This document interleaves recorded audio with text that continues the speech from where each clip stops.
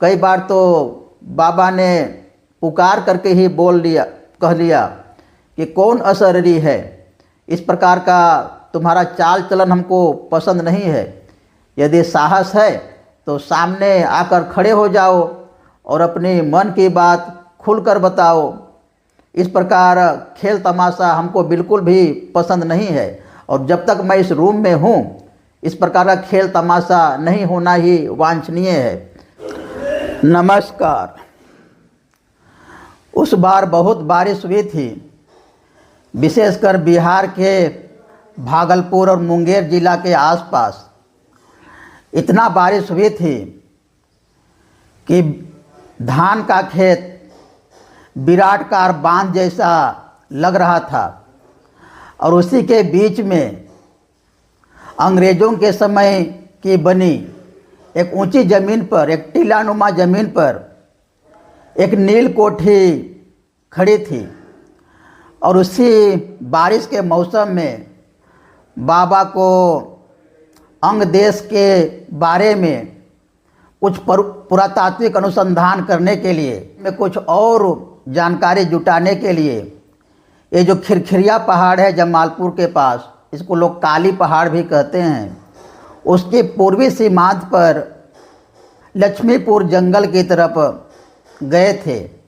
और इस अनुसंधान में बाबा को पहाड़ों के गुफाओं में बौद्ध युग के कुछ गुहा शिल्प, केव पेंटिंग मिले थे, और भी बाबा को कुछ ऐसी चीज़ें मिले थी इस अनुसंधान में जिसका संबंध प्रागैतिहासिक काल से था, अर्थात 12,000 से 15,000 साल पहले का था।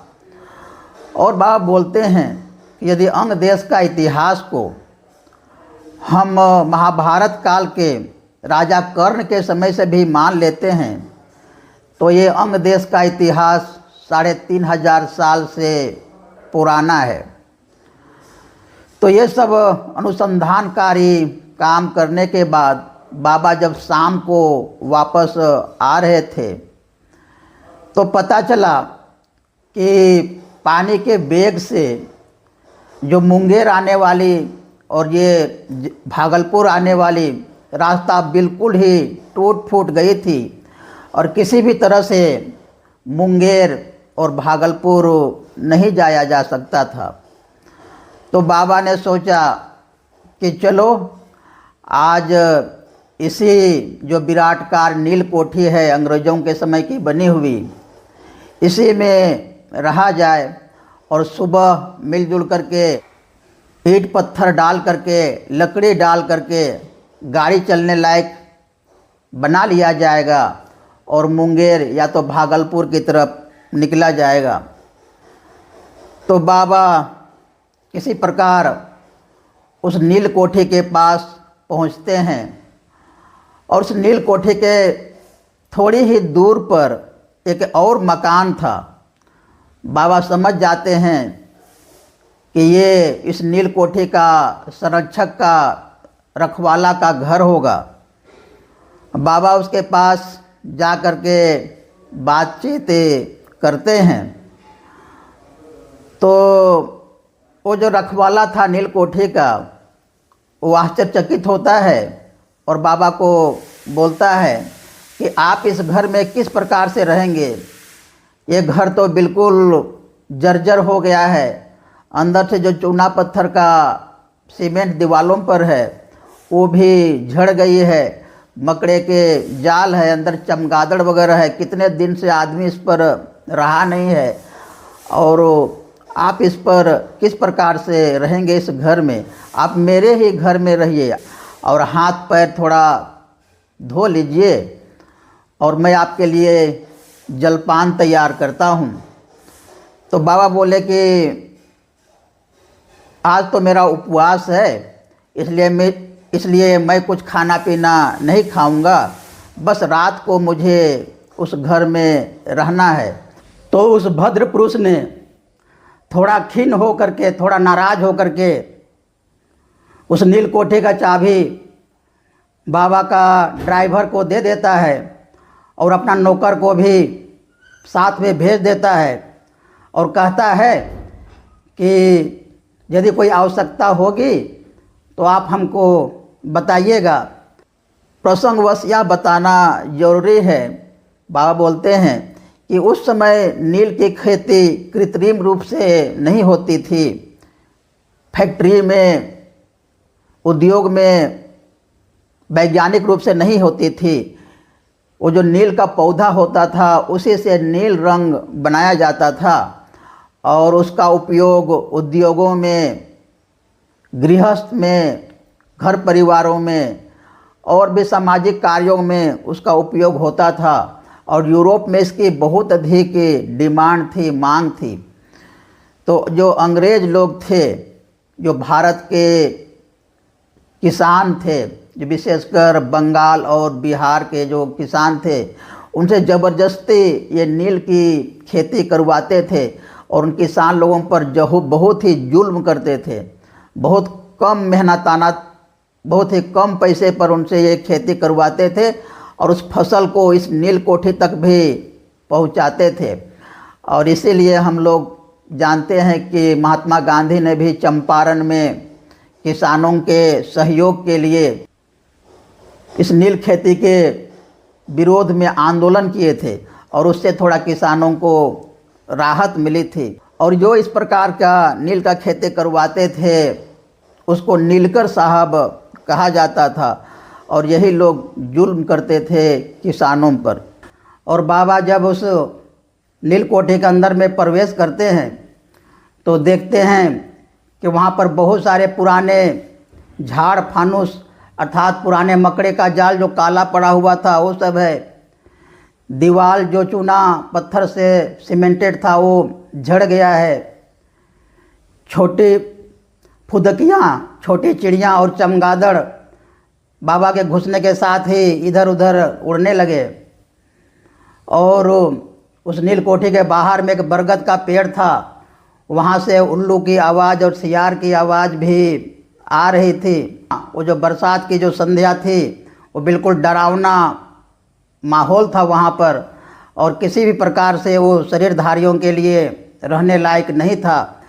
उस मकान पर अशरीरी धारियों का अर्थात प्रेत योनि आत्माओं का एक छत्र राज था।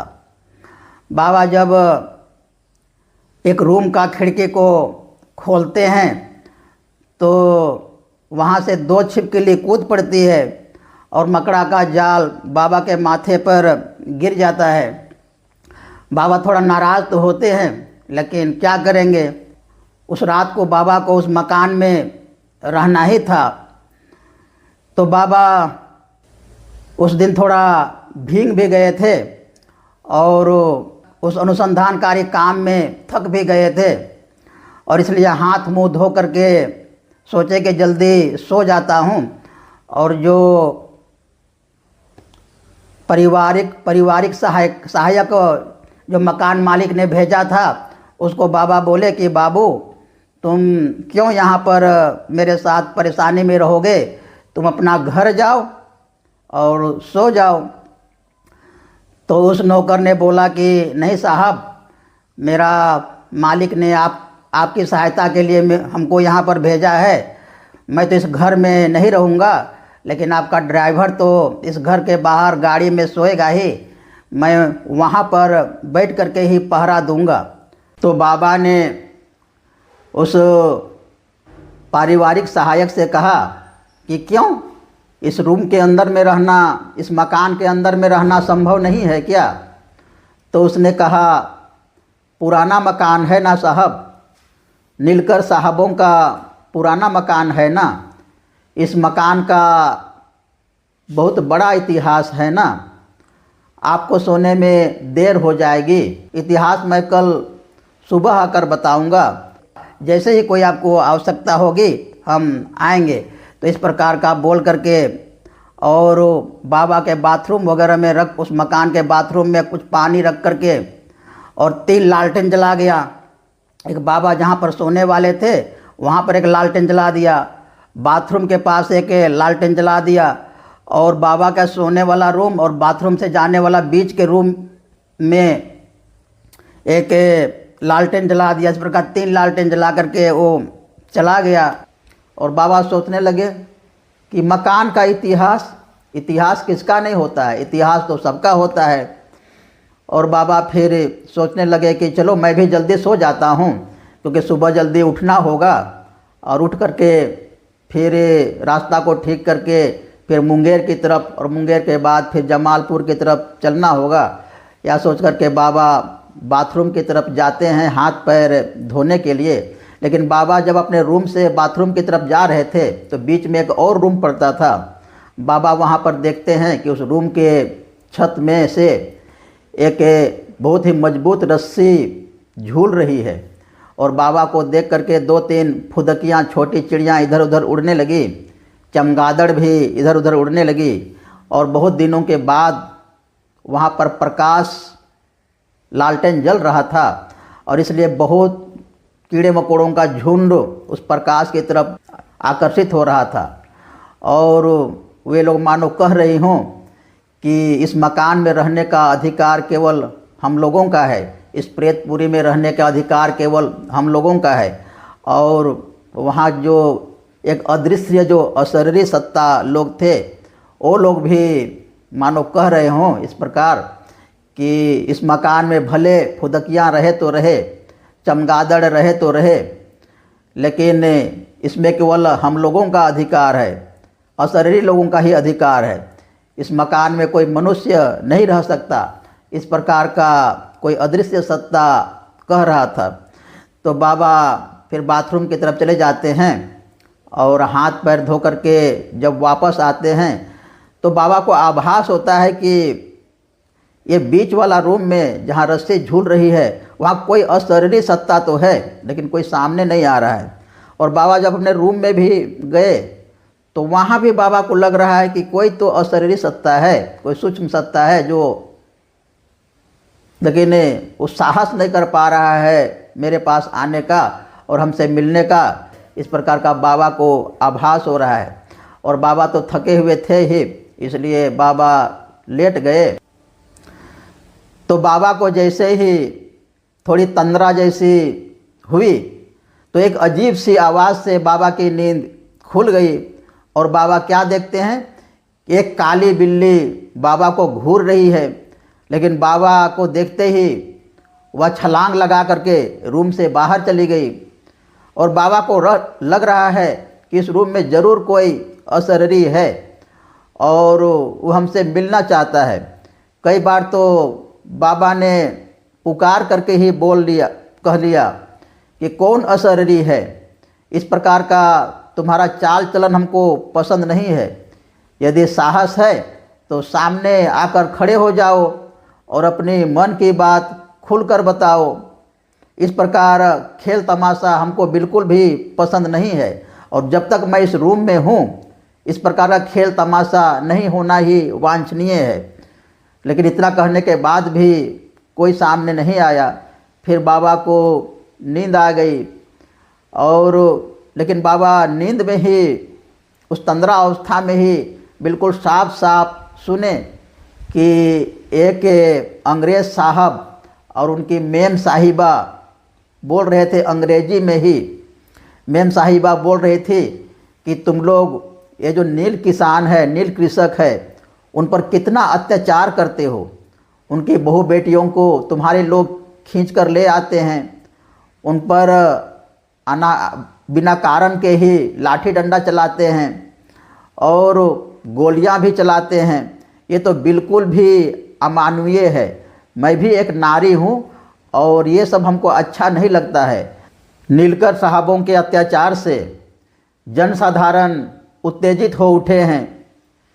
जो कृषक नील साहबों के सामने आने की बात तो दूर, उनके नाम से ही दूर भागते थे, और वही किसान आज साहबों को देखते ही लाठी डंडा भाला बल्लभ लेकर के उनको खदेड़ते हैं, उनको देखते ही मारने के लिए दौड़ते हैं। परिस्थिति बिल्कुल भी अच्छी नहीं है। तब नीलकर साहब ने कहा, वीर भोग्या वसुंधरा, ऐसा थोड़ा मोड़ा करना ही पड़ता है, डांट डपट करना ही पड़ता है, ऐसा करने से नहीं चलेगा। और यही शासक फिलोसफी है, यही रूलर फिलोसफी है। और ऐसा नहीं करने से कृषक लोग क्यों मानेंगे, वे लोग हम लोगों से डरेंगे ही नहीं। तब मेम साहब बोलती है कि आपका रूलर फिलोसफी कुछ भी कहता हो, आपका शासक फिलोसफी कुछ भी कहता हो, लेकिन यदि ये अमानवीय है, मानवता के विरुद्ध जाती है, तो मैं इसको बिल्कुल भी नहीं मानूंगी। और अगले सोमवार को कलकत्ता से जो एक जहाज़ जा रही है विलायत की ओर, मैं उससे विलायत चली जाऊंगी। इस प्रकार बाबा अर्ध निद्रा में ही इस प्रकार की आवाज़ सुन रहे हैं साफ साफ। ऐसा चिल्लम चिल्ली आवाज़ में किसको नींद आता है। सो बाबा को भी नींद नहीं आ रहा था। बाबा थोड़ा करवट बदल करके और सोने का प्रयास करते हैं, लेकिन थोड़ी ही देर में फिर से आवाज़ आने लगी। एक तरफ कुछ कृषक लोग थे, स्थानीय कृषक लोग, और एक तरफ वही नीलकर साहब। किसान लोग अंगिका भाषा में बातें कर रहे थे और नीलकर साहब भी टूटी फूटी अंगिका भाषा में ही बात कर रहा था। ये दोनों के बीच में गहमा गहम बात चलने लगी। कृषक समुदाय लोग नीलकर साहब से बोल रहे थे कि साहब, आप बहुत बड़े अधिकारी हैं, आपके कर्मचारी हम लोगों पर कितना अत्याचार करते हैं, ये शायद आपको पता नहीं होगा। वे लोग बहुत ही कम दाम पर नील बेचने के लिए हम लोगों को बाध्य करते हैं, और उनकी बातों को नहीं मानने से वे लोग मारपीट करते हैं, बहुत ही अत्याचार करते हैं। और यदि कोई सीधा सीधा बोल देता है तो उनके बहू बेटियों को खींच लेते हैं, उनके घरों में आग लगा देते हैं, और दूसरा कोई भी उपाय नहीं देख करके आपके द्वारस्थ हुए हैं। आप हमको अपने कर्मचारियों के अन्याय से, अत्याचार से बचाइए साहब। इस प्रकार का किसान लोगों की आवाज़ बाबा के कानों में आने लगी। तो फिर जो नीलकर साहब था उसने कहा कि मैं अपने कर्मचारियों को उपदेश नहीं देता हूँ, आदेश देता हूँ, और वो जो कुछ भी कर रहे हैं वे लोग मेरा ही काम कर रहे हैं। तुम जैसे कुत्ता और सुअरों से किस प्रकार से पेश आना चाहिए ये हमको बहुत अच्छी तरह से पता है। तो फिर कृषक लोग बोलते हैं कि फिर भी साहब हम लोगों पर थोड़ा न्याय कीजिए, हम लोगों की थोड़ा बात सुनिए, क्योंकि नील बेचकर ही हम लोगों का संसार, घर परिवार चलता है। दया करके हम लोगों की बातों पर थोड़ा विचार कीजिए, हम लोगों को अनाहार की तरफ मत धकेलिए साहब। इस प्रकार की फिर से बाबा के कानों में आवाज़ गूंजने लगी, आने लगी।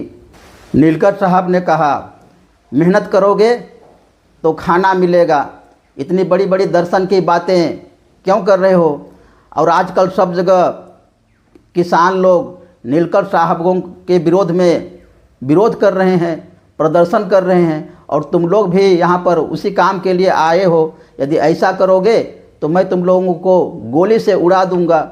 और यह कहते हुए उन्होंने किसानों के तरफ बंदूक तान दी और धड़ाधड़ गोलियां बरसा दी। वहीं पर अर्थनाद करके कई कृषक धराशायी हो गए।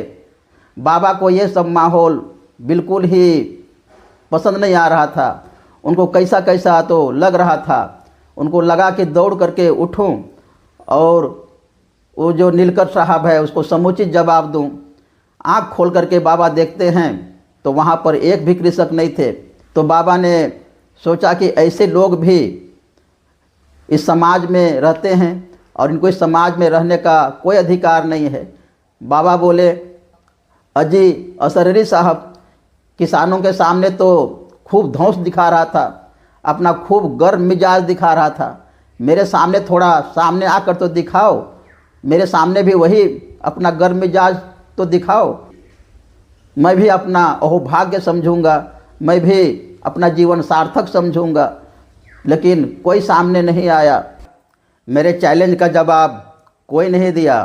कमरे में पूरी तरह से निस्तब्धता थी। बारिश झिमझिम हो रही थी और वही बरगद के पेड़ से उल्लू की आवाज़ बीच बीच में आ रही थी, झिंगुर की भी आवाज़ आ रही थी। तो इस प्रकार के परिवेश में, इस प्रकार की आवाज़ों की गूंज में बाबा को बिल्कुल भी नींद नहीं आ रही थी। तो बाबा ने सोचा कि चलो थोड़ा बाथरूम जाते हैं और चेहरा और गर्दन हाथ पैर को थोड़ा धो लेते हैं, तो शरीर थोड़ा ठंडा हो जाएगा और ठंडा होने से शायद नींद आ जाए। या सोच करके बाबा उठते हैं और बाथरूम की तरफ जाते हैं। लेकिन बाथरूम जाने के लिए वो बीच का रूम पड़ता था। तो बाबा जैसे उस बीच वाले रूम में आते हैं तो देखते हैं कि वहाँ जो रस्सी था, मजबूत रस्सी, उस रस्सी पर एक बृहदकार अंग्रेज़ साहब फांसी लगाकर झूल रहे हैं।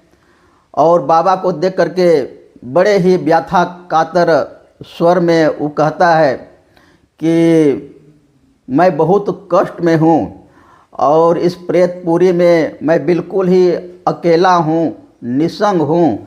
यहाँ पर कोई नहीं आता, यहाँ पर कोई नहीं रहता और इसलिए आप ही बताइए मैं क्या करूँगा। तो बाबा कुछ बोलने ही वाले थे तो वह बोलता है कि आप मेरे जैसे फालतू आदमी से क्यों बात कीजिएगा। हाँ, मैं तो फालतू ही आदमी हूँ ना, मैं तो पृथ्वी का बोझ हूँ, मैं तो कूड़ेदान का कचरा हूँ, मैं तो मानव जीवन का जंजाल हूँ। और आप पहले बाथरूम जाइए और हाथ पैर धो करके आइए, फिर दया करके हमसे थोड़ा बात कर लीजिएगा। तो बाबा बाथरूम गए और बाथरूम में हाथ पैर धो करके जब बाबा वापस आ रहे हैं तो बाबा देखते हैं कि अरे वहाँ पर तो कोई नहीं झूल रहा है, उस रस्सी में तो कोई नहीं झूल रहा है। तो बाबा उस अंग्रेज़ साहब को उस रस्सी पर झूलते हुए नहीं देख करके बाबा अपने शयन कक्ष की तरफ बढ़ जाते हैं।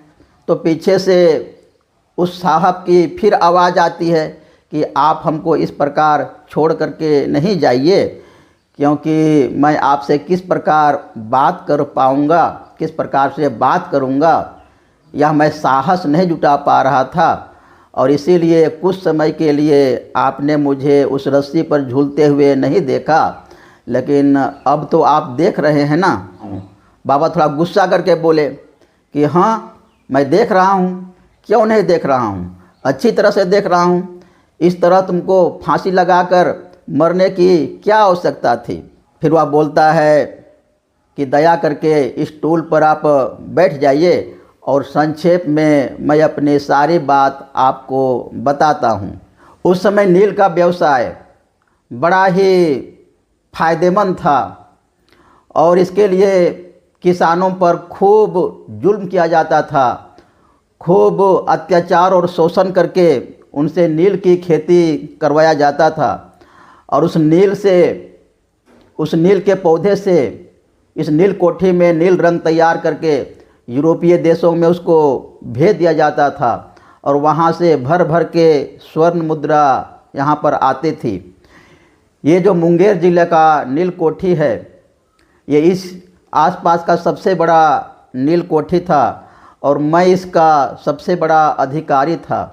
मैंने कृषकों पर खूब अत्याचार, खूब शोषण किया था और मैंने चेतना शून्य हो गया था। मेरा मन एकदम जड़ में परिवर्तित हो गया था और अपना व्यवहारिक बुद्धि बिल्कुल खो गया था। थोड़े से पैसों के लिए मैंने सारी मानवता को भूल गया था और इसीलिए सब तरफ किसानों का आंदोलन, किसानों का प्रदर्शन नील साहबों के प्रति बड़ा उग्र हो गया था और सब जगह आंदोलन और विद्रोह नील साहबों के प्रति हो रहा था। लेकिन फिर भी यहाँ पर इस मुंगेर के नील कोठी में मेरे विरुद्ध कुछ नहीं हुआ था, क्योंकि मेरे अत्याचार से, मेरे शोषण से, मेरे डर से सब लोग डरते थे।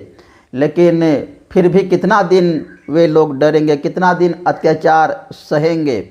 और उस दिन कुछ कृषक लोग मेरे पास आए थे, विद्रोह की भावना से नहीं, अपनी बातों को रखने के लिए ही, शांतिपूर्ण अपनी बातों को रखने के लिए ही वे लोग आए थे। लेकिन मेरा जो रूलर फिलोसफी, मेरा जो ये शासक दर्शन का जो अहंकार था, का जो दंभ था, मैंने उनके बातों को नहीं समझ पाया। मैंने उनको कोई आदर नहीं दिया, मैंने उनको कोई सम्मान नहीं दिया, मैंने उनकी बातों को कोई महत्व नहीं दिया, और उनकी सहायता करने की जगह पर मैंने उन पर गोली चला दिया। और उस दिन 7 लोग, 7 निरीह किसान मेरे हाथों मारे गए थे। और इसके बाद क्या करना चाहिए और क्या नहीं करना चाहिए, कुछ हमको पता नहीं सूझ रहा था। हमको कोई भी आदेश, निर्देश, उपदेश देने वाला कोई भी नहीं था। और इसलिए इस संबंध में मैंने मुंगेर ज़िला का जो हाकिम था उसको पत्र लिख करके अवगत कराया था इस संबंध में। और उस हाकिम साहब ने तुरंत ही एक पत्रवाहक घुड़सवार के माध्यम से मुझे अवगत कराया था कि मेरा यहाँ पर रहना किसी भी तरह से सुरक्षित नहीं है, क्योंकि सब जगह पर, सब तरह नदिया में, चंपारण में, बंगाल में विद्रोह हो रहा है। नील साहब हैं, जो नील के अधिकारी हैं, नील कर्मचारी हैं, उनके विरोध में सब जगह विद्रोह हो रहा है। तो मैंने तो कृषकों की हत्या कर दी है, और इसलिए ये जगह बिल्कुल भी सुरक्षित नहीं है। ये जगह भी अब उग्र हो जाएगा और विद्रोह बढ़ जाएगा किसानों का, कृषकों का। इसलिए यहाँ से निकल जाना ही अच्छा रहेगा। और उन्होंने ये भी कहा था कि मैं इसके लिए आपको घोड़ा गाड़ी भेज रहा हूँ, और उसमें और कुछ अंग्रेज रक्षक भी भेज रहा हूँ, क्योंकि मुझे भारतीय रक्षक पर कोई भरोसा नहीं है। और यहाँ से आप कलकत्ता निकल जाइए, और घोड़ा गाड़ी से कलकत्ता जाने में लगभग 5 दिन का समय लगेगा। लेकिन मैंने वो जो मुंगेर का जो हाकिम था उनकी बातों को नहीं माना। मेरा जो ये रूलर फिलोसफी, ये शासक का फिलोसफी बार बार मेरे मन में टकरा रहा था, बार बार हमको झकझोर रहा था, और मेरी जो सामान्य बुद्धि थी वो ख़त्म हो गई थी। मैं अहंकार से और दंभ में बिल्कुल फूला हुआ था, और मैं ये सोच रहा था कि ये सामान्य से कृषक, ये तुच्छ से कृषक, किसान, इनके डर से अंधेरे में क्या मैं भाग जाऊंगा? क्या यही मेरा शासक दर्शन है? क्या यही मेरा रूलर फिलोसफी है? क्या यही इसी से मेरा सम्मान होगा? तो इस प्रकार मैं सोच रहा था, और भागना किसी प्रकार से ये मेरा सम्मान के विरुद्ध में था, ये मेरे अहंकार के विरुद्ध में था। तो मैंने फिर एक रास्ता अपनाया कि मैं इसी रस्सी से अपने आप को फांसी लगा लिया और फांसी में झूल गया। इसी से मैंने सोचा कि इसी से मेरी सम्मान की रक्षा होगा, और इसी से मेरी अहंकार की पुष्टि होगा। और आप आज हमको इस तरह से देख रहे हैं। हो सकता है आप इसे आत्महत्या कह सकते हैं, आप इसे कापुरुषता कह सकते हैं, आप इसे पाप कह सकते हैं, लेकिन मेरी उस समय की मनस्थिति इसी प्रकार की थी। मेरी सम्मान रक्षा के लिए दूसरी और कोई रास्ता हमको नहीं दिख रहा था, अर्थात जानबूझ करके ही अपनी सम्मान रक्षा के लिए मैंने यह पाप किया। आज मैं बड़ा अकेला हूँ, बड़ा निसंग हूँ, यहाँ पर कोई नहीं आता, इस प्रेतपुरी पर कोई भी नहीं आता। बाबा बोले, उसके बाद क्या हुआ? तो उसने बोला कि और क्या होगा साहब, उस दिन जो मैंने अपने आत्मसम्मान को बचाने के लिए आत्महत्या किया था, और उससे आज तक परित्राण का उपाय नहीं खोज पाया हूँ। आप ही बताइए, आप आदेश दीजिए कि मेरे कल्याण का रास्ता कौन सा है, मेरे कल्याण का पथ कौन सा है। मेरा रिद्धि सिद्धि का पथ कौन सा है। बाबा बोले, देखो जी असररी नीलकर साहब, तुमने जो अन्याय किया है उसकी कोई सीमा परिसीमा नहीं है। तुमने मनुष्यों को सुअर कुत्ता से भी अधम समझा है। तुम्हारी इति कथा सुन करके कोई भी मनुष्य तुमसे घृणा करेगा, लेकिन आज तुम्हारी मर्माहत हृदय को सुन करके, तुम्हारी व्यथित हृदय को सुन करके तुमसे सहानुभूति भी रखेगा। अब हमको पता नहीं चल रहा है कि मैं तुम्हारे लिए क्या कर सकता हूँ। अब तुम ही बताओ मैं तुम्हारे लिए क्या करूँ। यदि मुझ में थोड़ी भी सामर्थ्य होगी तो मैं तुम्हारे लिए ज़रूर कुछ करूँगा। तब नीलकर असररी साहब ने बाबा से कहा कि उसके बाद मेरी लाश को लोगों ने फांसी के फंदे से उतार करके वो जो बरगद का पेड़ दिख रहा है और जहाँ से उल्लू की आवाज़ बार बार आ रही थी उसी के नीचे दफना दिया है। आप उधर थोड़ा ताक करके देखिए, वहाँ कुछ जुगनू घूम रहे हैं और उसी के नीचे मेरी लाश दफन है। अभी भी मेरी 2-4 हड्डियाँ वहाँ पड़ी हुई है और उन्हीं हड्डियों के साथ मैं इस मिट्टी से बंधा हुआ हूँ। ये बंधन की कैसी ज्वाला है, यह कितना कष्टकर है। क्या इससे निजात पाने का कोई उपाय नहीं है? क्या मेरे लिए शांति का कोई उपाय नहीं है?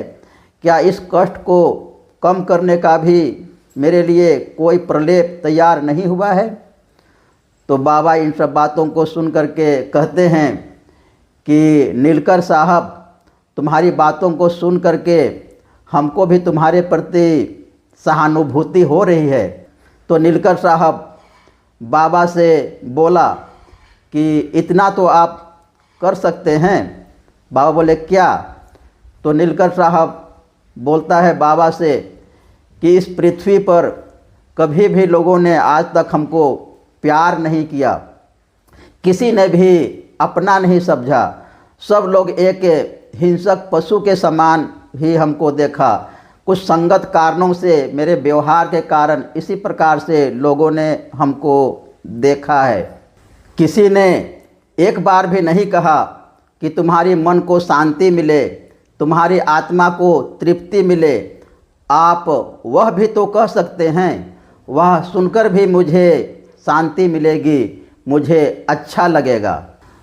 तब बाबा बोलते हैं, जिस तरफ से उल्लू की आवाज़ आ रही थी उस बरगद के पेड़ के जड़ के तरफ देख करके कहा कि सचमुच में नीलकर साहब, तुम बड़े निसंग हो, तुम बड़े अकेले हो। यह परिवेश बड़ा निर्जन है और इसीलिए यहाँ पर आने से सब लोग डरते हैं और इसीलिए इसको प्रेतपुरी कहते हैं। तुम्हारी इस मर्मदाह की बात सुनकर बहुत ही उचित रूप में मैं अपने मन की सारी शुभकामना के साथ कहता हूँ कि तुम्हें शांति लाभ मिले, तुम्हारी आत्मा की तृप्ति हो।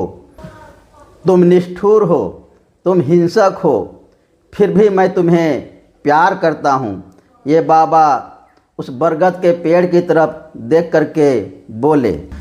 इसके बाद बाबा क्या देखते हैं, वो जो रस्सी से लाश झूल रही थी वो गायब हो गई है और बारिश भी थोड़ा थम चुकी है, लेकिन झिंगुर की आवाज़ अभी भी आ रही है।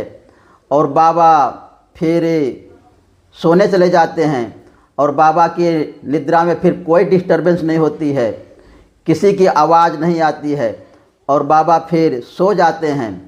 दरवाज़ा खटखटाने की आवाज़ के साथ बाबा की नींद खुलती है और बाबा देखते हैं कि सामने में बाबा का सारथी खड़ा है मुस्कुराते हुए और बाबा को बोल रहा है कि हम लोगों को जल्दी ही यहाँ से निकलना होगा, बारिश भी थम गई है और रास्ता को भी ठीक करना पड़ेगा। हालांकि हमने कुछ लोगों को रास्ता ठीक करने के लिए भेज दिया है और जल्दी ही हम लोगों को मुंगेर के रास्ते फिर जमालपुर को जाना पड़ेगा। फिर बाबा बोले कि ठीक है, मैं आधे घंटे में तैयार हो जाता हूँ और 2 घंटे में हम लोगों को जमालपुर पहुँचना है।